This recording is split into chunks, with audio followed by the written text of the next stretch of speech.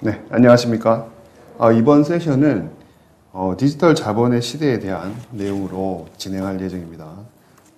우선 이번 세션에 디지털 시대의 5G 특화망 실효성과 기대 효과라는 주제와 디지털 자본 콘텐츠 IP 전략과 향후 전망이라는 주제 두 가지를 가지고 말씀을 들어보도록 하겠습니다. 첫 번째 주제는 디지털 시대의 5G 특화망 실효성과 기대 효과에 대해서 항공대학교 김진기 교수님을 모시고 들어보도록 하겠습니다. 우선 김진기 교수님을 잠시 소개드리면요. 김진기 교수님은 뉴욕 주립대 버팔로에서 경영학 박사를 받으시고 이전에 정보통신정책연구원의 책임연구원으로 계시다가 지금은 한국항공대학교 경영학부 교수로 재직 중에 계십니다. 교수님 모시고 또 중요한 그리고 앞으로 저희가 디지털 대전환 시대에 있어서 큰 자본이 될 수 있는 주파수 전파 자원과 관련한 5G 특화망에 대한 내용을 한번 들어보도록 하겠습니다. 네, 안녕하세요. 디지털 시대의 5G 특화망 실효성과 기대 효과라는 타이틀로 발표를 해드리도록 하겠습니다. 저는 한국항공대학교 경영학부의 김진기입니다. 발표 드릴 내용은 5G 특화망에 대한 전반적인 설명과 그 특화망이 갖는 의의, 그리고 국내외로 5G 특화망과 관련한 정책 사례, 그리고 마지막으로 특화망에 대한 전망 형태로 설명을 드리도록 하겠습니다. 5G 특화망은 사실 올 초에 과학기술정보통신부의 5G 플러스 전략위원회라는 위원회에서 정의를 처음으로 했습니다. 건물과 공장 등 특정 지역에서만 쓸 수 있는 5G망이다. 그래서 특정 지역에 도입하려는 서비스에 특화된 맞춤형 네트워크 서비스다라고 정의를 했습니다. 최근에 정부에서도 다시 이 정책을 발표하면서 거의 같은 내용의 정의를 내놓고 있습니다. 건물이나 공장 등 특정 지역에 한해 사용할 수 있는 5G망 서비스로서 해당 지역에 도입하고자 하는 서비스에 특화된 맞춤형 네트워크이다, 이렇게 정의하고 있고요. 이미 독일이나 일본, 영국 같은 국가들에서는 이동통신용 주파수를 별도로 할당을 해서 5G 특화망의 구축과 운용을 지금 실시하고 있습니다. 월드 이코노믹 포럼의 발표 자료에서도 보면은 5G를 통해서 지능망 형태의 연결이 가능한 이러한 서비스들이 결국 사회 경제적인 성장을 가져오게 하고, 결국은 이것이 우리가 오랫동안 최근에 많이 이야기됐던 제4차 산업혁명을 가져오게 하는 촉매제 역할을 할 것이다 라고 보고 있습니다. 기본적으로 5G 특화망이라고 하는 것에 대한 일반적인 용어들은 보통 로컬 5G 또는 리저널 5G라고 사용하고 있습니다. 제 생각에는 이 5G 특화망의 가장 일반적인 용어는 산업용 5G다. 그래서 기존에는 이동통신 서비스가 개인용 서비스였다면은 이 이동통신 주파수를 활용해서 산업용에 활용할 수 있는 서비스를 5G 특화망이다라고 볼 수 있을 것 같습니다. 5G for business 이렇게 정의할 수 있을 것 같습니다. 여러 기관에서 5G 특화망과 관련해서 로컬 5G, 리저널 5G에 관해서 여러 가지 기대들을 내놓고 있습니다. 그래서 5G의 IoT를 통해서 큰 가치를 창출할 수 있을 거고, 이것뿐만 아니라 새로운 파급 효과를 나타낼 수도 있을 거다라고 보고 있고요. 우리 4차 산업혁명의 유럽 버전, 특히 독일 버전이라고 할 수 있는 인더스트리 4.0에서는 특히 이제 B2B 쪽에서 기회가 많을 것이고, 또 5G 모듈 시장도 진화하고 있기 때문에 5G 사업자들이 전략을 수정해야 할 시점이다라고 지적하고 있고요.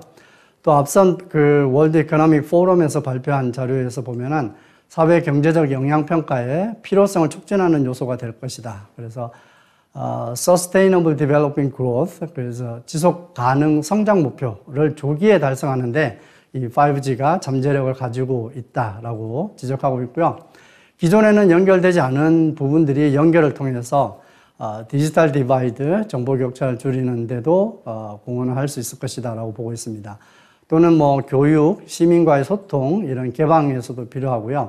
하지만 이제 건강이나 전자파 적합성에 대해서는 아직 지식이 충분하지 않다라고 보고 있고, 그래서 관련된 여러 이해관계자들로 구성된 생태계를 구성하는 것이 필요하겠다라고 하는 제안들을 하고 있습니다. 뭐 잘 아시는 바와 같이 5G는 뭐 초고속, 저지연, 고효율이라고 하는 특징을 가지고 있습니다. 그래서 최대 10GBps의 빠른 초고속 서비스이고요. 또 1메가세컨드 미만의 그 저지연, 따라서 이제 정밀 기계라든가 자율자동차 같은 것들이 딜레이 없이 서비스를 할 수 있도록 하는 부분이 있고요. 또는 전력 측면에서도 우리가 사실 ICT 분야, 통신 분야가 많은 에너지를 사용하는데 글로벌 워밍이나 이런 차원에서 전력을 90% 이상 절감할 수 있는 고효율성의 특징을 가지고 있습니다. 또한 이제 다수의 기기들이 서로 접속할 수 있는 그런 장점들을 가지고 있습니다. 그래서 3GPP에서 5G 애플리케이션에 대해서 대표적인 애플리케이션으로 이렇게 세 가지를 이야기하고 있는데요. 기본적으로는 좀 더 확장된 모바일 브로드밴드 서비스가 가능하고요. 고신뢰성의 저지연의 커뮤니케이션이 가능하다. 그리고 다수의 기기들이 서로 연동할 수 있는 통신 방식이다라고 특징을 보고 있습니다. 5G 특화망에 적용이 가능한 사례는 뭐가 있을까라고 했는데, 우리 지난달에 그 한국방송통신전파진흥원에서 5G 특화망 설명회를 하면서 제시됐던 가능한 영역의 서비스들을 보면요, 크게는 이제 제조 생산, 공공 인빌딩, 교통 수송, 그다음에 에너지와 자원, 이렇게 영역이 나눠져 있습니다. 그래서 뭐 스마트 팩토리, 스마트 조선, 스마트 건설 현장 등에서 무인 운반 시스템 또는 스마트 안전 헬멧, 장비 원격 조작 등과 같은 이 제조 생산 라인에서 활용이 가능할 것이고요. 스마트 병원이나 스마트 대학교, 오피스 등 이런 빌딩 내에서 VR 면회나 VR 수업, 실습, 지능형 건물 지능형 건물, 그다음에 에너지 절감 시스템 이런 것들에 또 활용이 가능할 것이다. 교통 수송 쪽에서도 스마트 공항은 이미 공항 항공 분야에서는 많이 검토되고 있는 부분입니다. 또는 스마트 항만, 고화질의 그 지능형 CCTV를 통한 보안 관제 서비스 등이 이제 저희들이 생각해 볼 수 있는 서비스고요.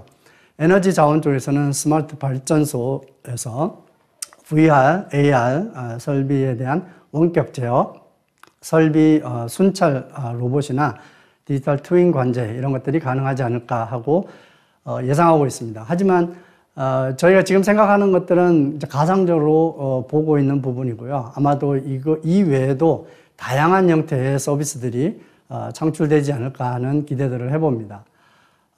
뭐 해외 여러 주요 컨설팅 펌이나 기관에서도 이런 시장에 대해서 예측을 하고 있는데요. 그래서 뭐 시장에 큰 영향을 미칠 것이다라고 보고 있고, 각 그 5G의 특성별로 산업 분야에서 중요하게 영향을 미치는 부분들을 또 많이 표시를 하고 있습니다. 그래서 브로드밴드 서비스에 대해서는 제조업이나 ICT 쪽 또는 프로페셔널 서비스 등에서 많이, 또는 교육 이런 데서 많이 영향을 미치리라고 보고 있고요. 매시브 IoT 쪽은 역시 제조와 도소매업 또는 퍼블릭 서비스 또는 트랜스포테이션 관련, 수송 관련된 부분, 그 다음에 미션 크리티컬 서비스에서도 뭐 금융 쪽이나 보험 또는 수송 분야 또는 농업, 농수산업 분야에서도 많이 영향을 미칠 것이다, 이렇게 전망하고 있습니다. 당연히 이제 5G 특화망을 하게 되면 가장 필수적인 요소가 IoT가 될 텐데요. 이 IoT를 어떻게 활용할 것인가에 대해서 맥킨지에서 제시한 바를 보면은 인더스트리 4.0, 우리 그 4차 산업혁명에 해당하는 그래서 이제 생산 라인, 제조 공장 내에서 자율 시스템들이 가능하게 할 것이다라고 보고 있고요. 또는 스마트 시티, 그래서 뭐 HD급 카메라를 통해서 안전과 관련한 모니터링이 가능할 거고요. 또 스마트 에너지 분야에서는 스마트 그리드 컨트롤이 가능해서 전력 분야에 있어서의 어떤 효율성을 달성할 수 있으리라고 봅니다. 또는 이제 커넥티드 오피스 같은 경우에는 센서가 장착된 건물을 통해서 관리를 좀 더 효율적으로 할 수 있을 거고요. 스마트 시큐리티 관련해서는 이머전시 서비스에 대한 대응 이런 것들이 가능하리라고 봅니다. 또는 헬스케어 관련해 가지고는 모바일 메디컬 모니터링이 아마 가능한 서비스라고 보고 있고요. 비중으로 보면 여전히 인더스트리 4.0, 즉 이제 4차 산업혁명과 관련된 부분이 가장 크리라고 전망하고 있습니다. 좀 더 구체적인 예들을 보면은 이제 인더스트리 4.0 같은 경우에는 뭐 로봇이나 컴퓨터 비전, 뭐 이런 제조 공정 내에서 생산 라인 내에서 기기들을 원격으로 제어하고 조절하는 이런 기능들이 많이 있으리라고 보고요. 스마트 시티는 아까 말씀드린 것처럼 뭐 안전이나 또는 이 교통량에 대한 부분에 대한 HD 카메라를 통한 조절 같은 것들이 가능하고요. 스마트 에너지 같은 경우에도 전력 제어 같은 것들이 원격으로 가능한 이런 형태일 겁니다. 오피스 환경에서는 뭐 비디오를 통한 감시, 건물 내외부에 대한 감시 이런 것들이 가능하고요.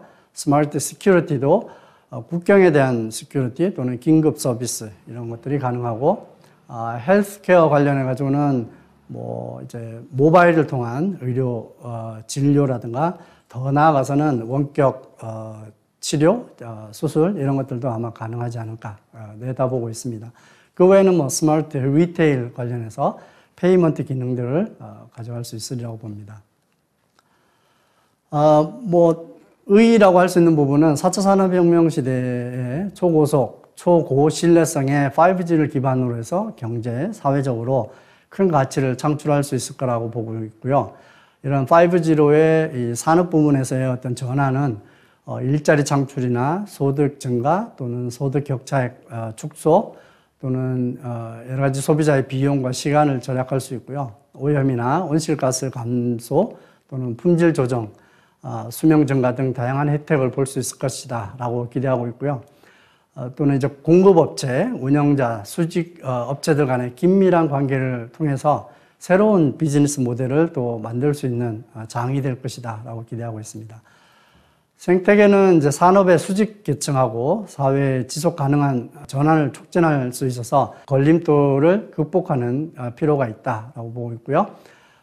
또한 마지막으로 이제 규제기관이나 기타 당사자들이 더 넓은 기술 역량을 위해서 소통하고 협업하는 것이 필요하다라고 지적하고 있습니다.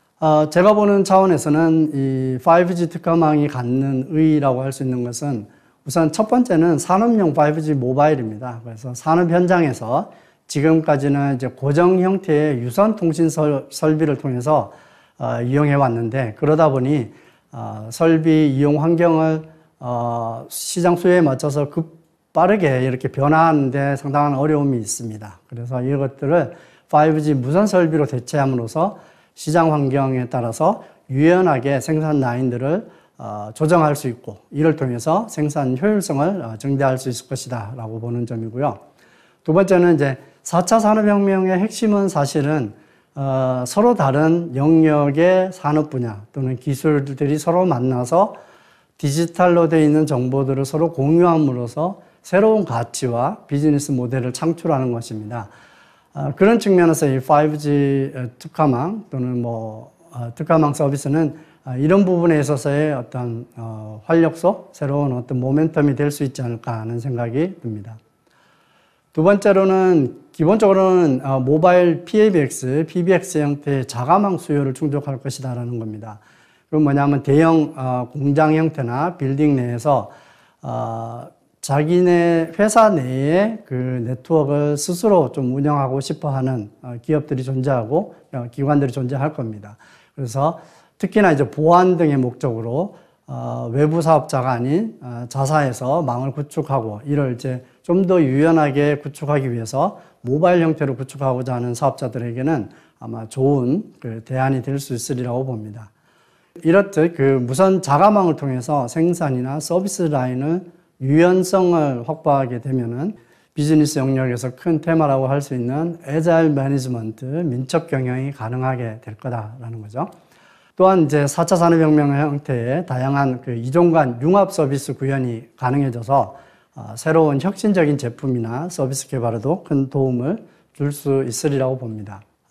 또한 이 특화망 서비스는 말씀드린 것처럼 자가망 형태의 대규모 기업들은 스스로 아마 망을 구축할 수 있겠지만, 중견, 중소기업들, SME들 같은 경우에는 아마 스스로 이걸 하기가 쉽지 않을 겁니다. 기술적인 어려움, 또 투자에 대한 부담감 이런 것들이 있을 겁니다.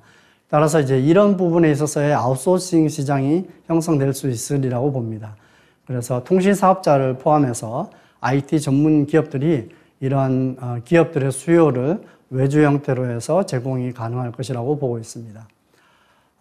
이런 이제 IT 전문 업체들에 의해서 이런 서비스들이 제공되게 되면은 새로운 서비스 시장을 형성하는 것뿐만 아니라 이용하는 그 기업들의 특성에 맞춰서 맞춤형 서비스의 제공이 가능해서 새로운 어떤 혁신적인 산업형 서비스를 개발할 수 있지 않을까 하는 기대를 해봅니다. 마지막으로는 이제 통신시장의 다양성 확대입니다. 우리가 통신시장 그러면 대규모의 통신 사업자들에 의해서 진입 장벽도 굉장히 높고요. 그래서 규모가 다른 통신사들이 사실 존재하기가 쉽지 않습니다. 하지만 이제 5G 특화망 서비스를 통해 가지고 이런 서비스를 제공하는 업체들이 지역 베이스로 서비스를 하다가 점차 이제 지역을 확대해서 전국적인 서비스 사업자로 성장할 수 있는 경로들이 마련될 수 있지 않을까 하는 예상을 해봅니다. 물론 간접적인 효과겠죠. 그러다 보면 이제 통신시장에 대규모 사업자, 중간 또는 작은 규모의 사업자들이 공존하는 형태를 이루어서 통신시장이 좀 더 건전한 생태계를 형성할 수 있지 않을까 하는 그런 기대를 해봅니다. 이 5G 특화망과 관련한 여러 가지 이제 해외 또는 국내 사례들을 좀 보겠습니다. 독일은 벌써 19년 말에 3.7에서 3.8기가 대역에서 벌써 100MHz 폭으로 제공을 했고요. 면허도 벌써 한 130여 건 발급을 한 걸로 나와 있습니다. 그리고 올 초에는 24에서 27GHz 대역에 최대 800MHz 대역으로 또 이제 추가로 제공을 했고요. 독일은 아무래도 인더스트리 4.0을 주도하는 국가이고요. 또 제조업 기반이 큰 국가이고 그러다 보니 이 5G 특화망을 통한 제조업의 좀 더 경쟁력 제고 이런 것들이 중요한 관심사고 그러다 보니 5G 특화망에 대한 주파수 할당 그리고 서비스의 제공이 좀 더 일찍 이루어진 사례라고 볼 수 있습니다. 일본도 작년 말에 4.6에서 4.9, 28에서 29기가 대역을 벌써 배정을 해서 면허를 발급한 상태고요. 영국도 3.8에서 4.2에 대해서 또 24에서 26GHz 대역을 발급해서 벌써 이미 사업자들이 주파수를 받아서 활용하고 있는 상황입니다. 해외 사례에서 보면은 크게는 이제 사업 혁신 또는 신사업에 대한 개발, 기술 연구 분야에 주로 많이 쓰이고 있습니다. 사업 혁신 분야에서는 뭐 운영, 공정의 자동화, 스마트 공장, 로봇 제어 등 비즈니스 혁신을 통한 그런 특화망을 활용하고 있고요. 뭐 보쉬나 아우디, BMW, 메르세데스 벤츠, 루프트한자 같은 주로는 제조업, 자동차 제조업과 관련된 또는 항공사 등에서 5G 특화망을 활용해서 적극적으로 사업 혁신을 하고 있고요. 일본의 경우에는 뭐 후지츠나 NEC 같은 데서 기업이나 또는 지자체 등이 이제 5G 특화망의 유지 보수 서비스를 사업화하고 있고요. 또 케이블 TV나 지역 통신 사업자들이 무선 통신 서비스를 제공하는데 이 5G 특화망을 쓰고 있습니다. 기술 연구 분야에서는 독일, 영국, 일본 등의 대학이나 연구기관에서 특화망을 구축해서 연구 프로젝트를 수행하고 있고요. 뭐 도쿄 도립대 같은 경우에는 캠퍼스 내에 로컬 5G 환경을 이용해서 연구 프로젝트를 추진하고 있다고 합니다. 우리나라도 이런 특화망의 특성을 고려해서 주파수 공급과 관련한 산업 활성화를 추진하겠다라는 목표하에 28기가 대역과 6기가 이하 대역에서 대역을 공급을 했습니다. 그래서 6기가 이하 대역은 4.7에서 4.8, 28기가 대역은 28에서 2.29기가 대역에 4GHz 대역은 10MHz씩 10개 블록, 28기가 대역은 50MHz씩 12개 블록으로 나눠서 공급을 한 상태고요. 기존의 기관통신사업자 또는 새로운 기관통신사업자에 대해서는 왜냐하면 이건 퍼블릭 서비스, 다른 사업자들한테 서비스를 제공하는 업체들이니까요. 심사를 거쳐서 할당하고 자가망 사업자, 자기 회사 내 용도로 쓰는 경우에는 주파수 지정을 통한 개설 허가로 좀 더 쉽게 이 서비스를 이용할 수 있도록 했습니다.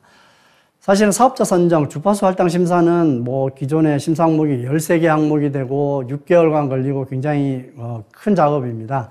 이거를 좀 통합 축소했고 서류 작성에 대한 부담도 줄이고 재정 능력 심사도 최소화해서 다만 이제 전파의 홍간섭 관리, 그다음에 적정 대역폭의 공급 이런 데에만 초점을 두고요. 심사 절차도 6개월에서 1개월로 대폭 간소화해서 할당 심사를 하고자 합니다.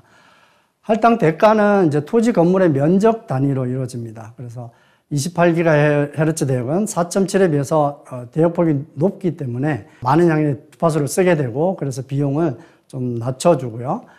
대도시와 대도시 이외 지역에 있어서는 아무래도 비용 부분을 5대1로 적용하는 것으로 지금 정부가 발표한 바 있습니다. 하지만 이제 우리가 해야 될 것도 아직 많습니다. 할당 심사 기준이나 방법 이런 것들도 마련해야 되고요. 무선 설비 기술 기준도 마련을 해야 됩니다.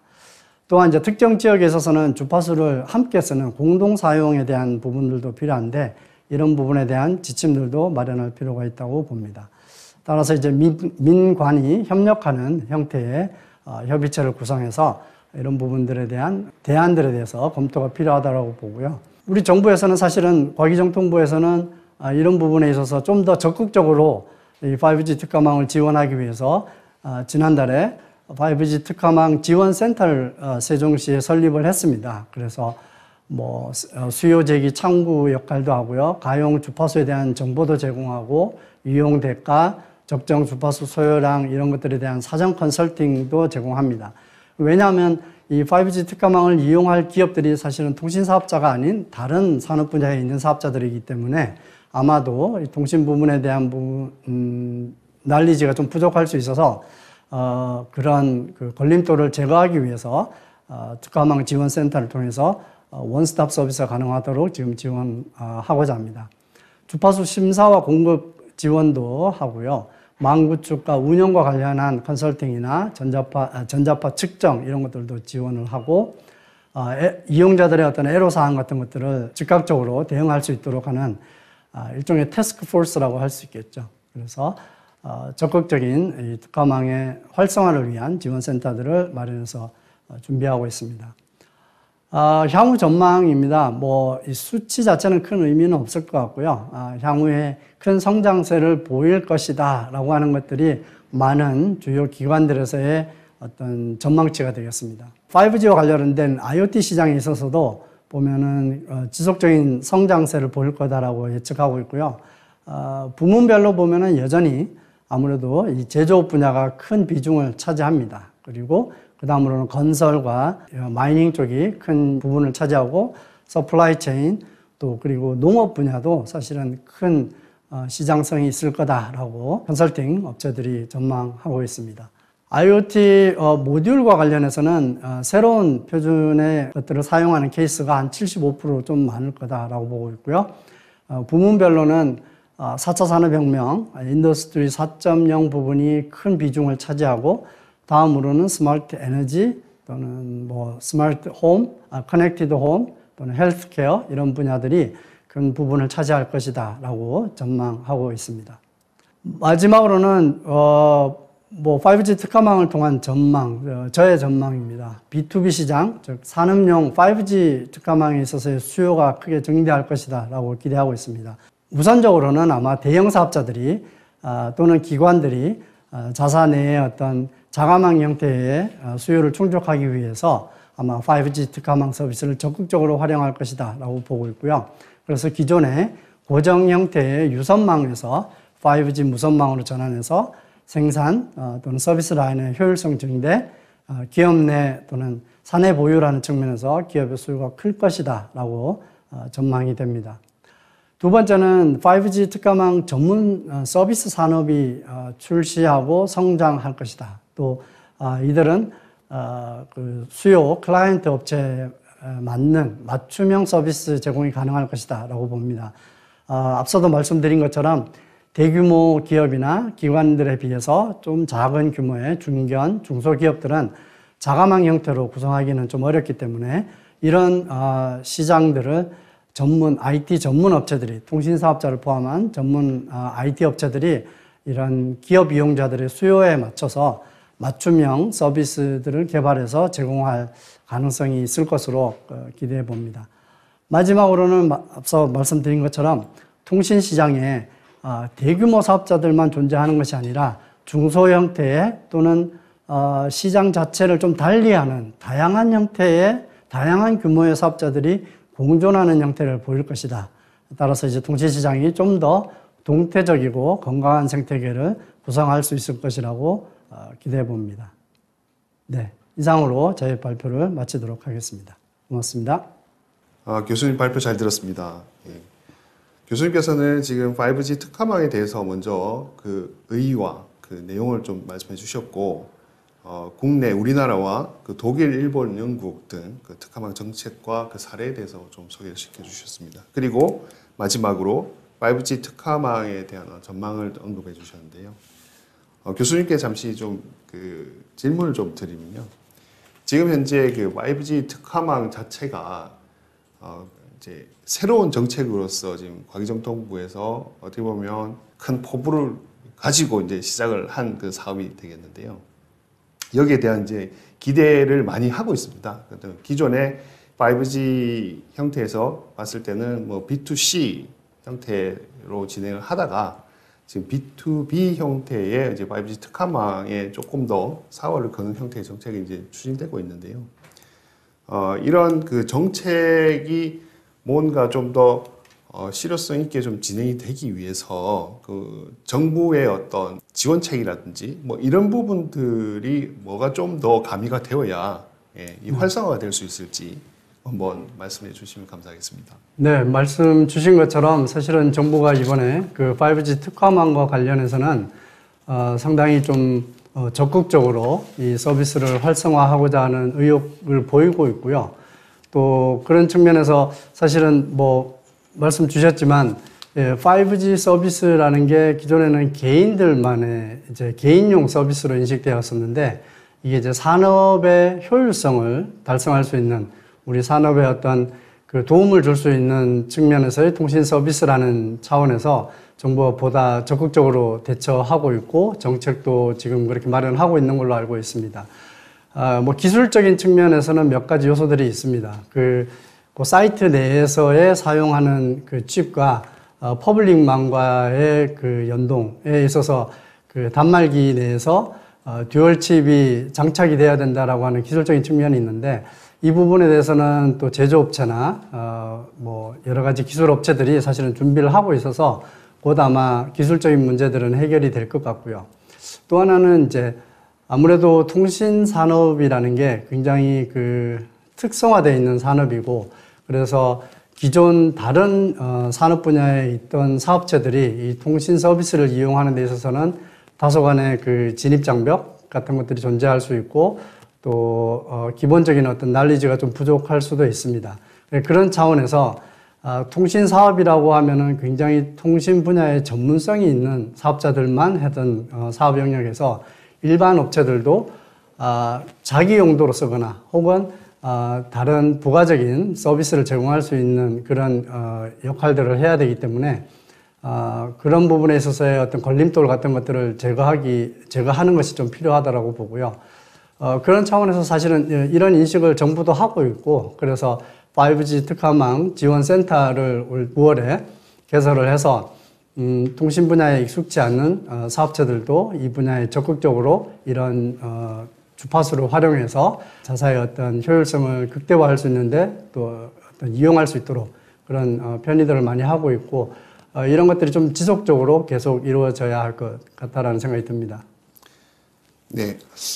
그러면 지금 어떻게 보면 이제 정부 차원의 정책이 이제 이렇게 나오게 됐는데, 뭐 아까 전망도 해주셨지만 어떻게 보십니까? 지금 향후에 이 5G 특화망을 통해서 과연 비즈니스 측면에서 효과가 좀 이렇게 기대가 된다고 보십니까? 물론입니다. 우선은 첫 번째는 충분한 통신 분야의 기술력을 가지고 있는 대기업군들, 이런 기업군들은 자사의 어떤 플랜트라든가 빌딩 내에서 유선을 통하지 않고 무선을 통해서 좀 더 민첩하게, 애자일하게 설비들을 운영할 수 있다는 차원에서 효율성을 극대화할 수 있을 것 같고요.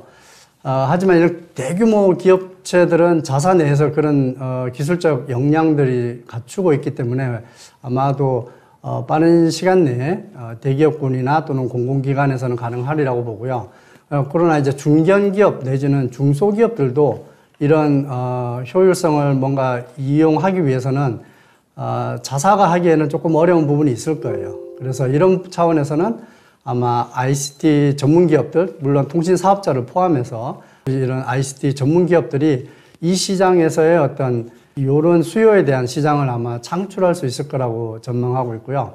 또 그래야만 이런 중견기업, 중소기업들이 규모가 상대적으로 좀 작은 기업들도 이런 혜택을 누릴 수 있지 않을까 하는 생각이 듭니다. 또 ICT 전문 기업들이 이런 역할을 하게 되면은 우리가 기대하는 바로는 보다 이제 고객의 맞춤형 서비스를 할 수 있을 거다. 그래서 그 플랜트나 그 사업장에 필요로 하는 요소들을 기술적으로 구현할 수 있는 그런 환경이 될 거다라는 차원에서 그런 것들이 결국은 우리가 뭐 요즘 한참 화두가 되고 있는 디지털 트랜스포메이션 차원에서 새로운 형태의 어떤 비즈니스 모델들을 창출하고 밸류를 만들어낼 수 있지 않을까 하는 그런 기대를 해봅니다. 네, 감사합니다. 네. 지금까지 항공대학교 김진기 교수님께서 디지털 시대의 5G 특화망 실효성과 기대 효과라는 주제로 말씀해 주셨습니다. 감사드립니다. 네, 맞습니다.